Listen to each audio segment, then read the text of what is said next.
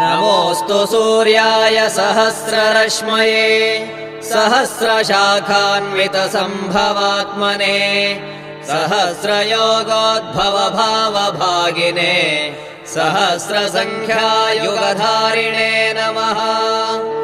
यन्मण्डलम् दीप्तिकरम् विशालम् रत्नप्रभम् तीव्रमनादिरूपम् दारिद्र्यदुःखक्षयकारणम् च पुनातु माम् तत्सवितुर्वरेण्यम्।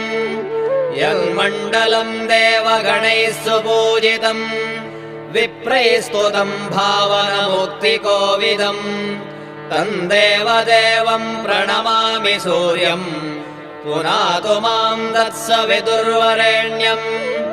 यन्मण्डलम् ज्ञानघनम् त्वगम्यम् त्रैलोक्यपूज्यम् त्रिगुणात्मरूपम्